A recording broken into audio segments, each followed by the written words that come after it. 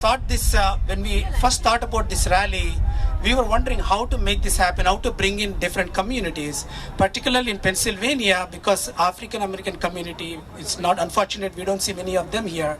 But Bruce Carter was the one that came up to our mind, and we reached out to him, and he immediately joined this effort. And Bruce will speak right now. All right. Now, I get to speak at least for 3 minutes. All right.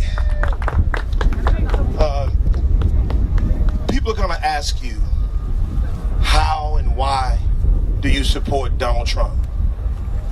And you need to be very resolved in your why. Everybody why is probably different.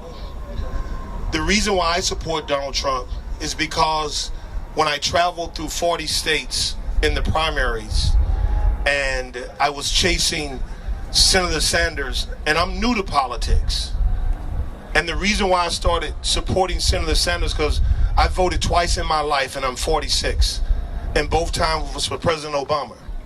And I'm from Dallas, and all we know in the South is being a Democrat. We don't know anything else. And my 17-year-old daughter asked me who I was voting for, and I said, I didn't vote. And she said, had I voted, it would have been for Bernie Sanders.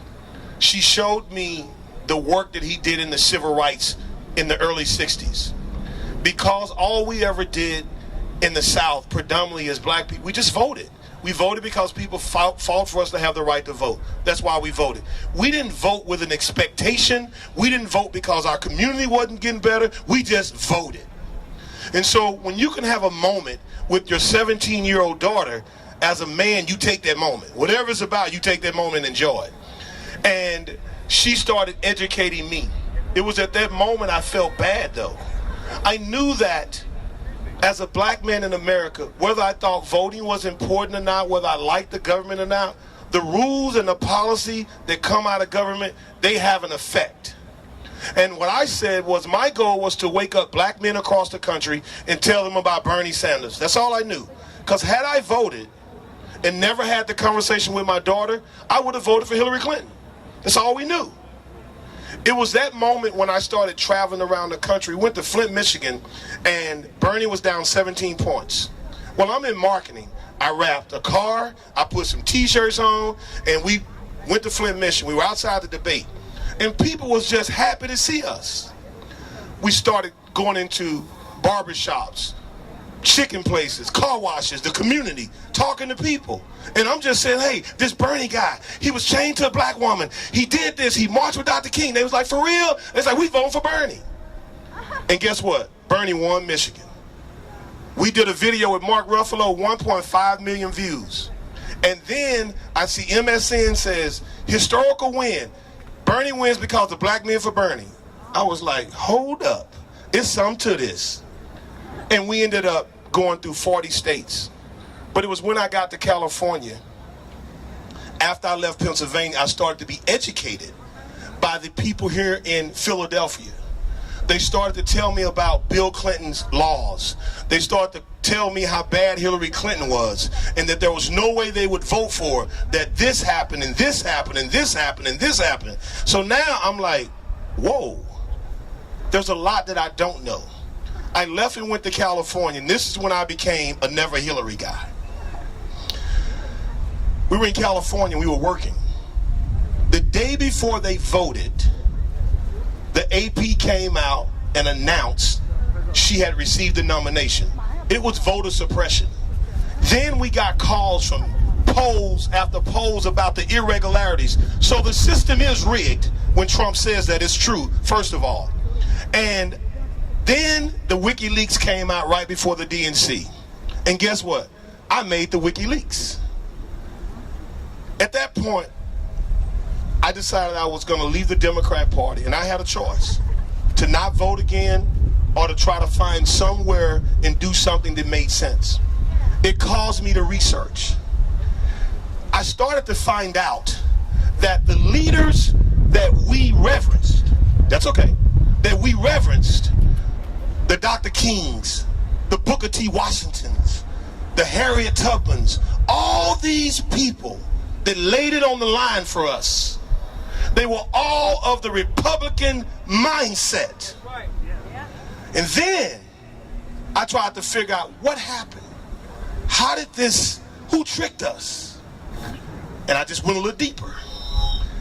Then I found this information about LBJ, Lyndon Baines Johnson. And in that information, it detailed how he made comments and statements about how black folks, I'm not going to say what he called them, y'all called the N-word. Well, no, I'm just going to go and say it. These niggers are getting uppity. And so what he decided was, I need to find out a way so I can own them. And here's what he said. This is what Google says and all the other places. I heard the CNN disputes it, but here's what the other place said, because I wasn't born then. This is what it said. It said he told 2 governors, these niggers are getting uppity. We better give them a little something so we can own them for 200 years. They gave the Voting Rights Act, and then they gave what they called equality, welfare. And they have now owned black votes without doing anything insignificant to own them, based on what he knew would happen. So my job, and your job, and your job, and your job, and everybody else's job is to educate.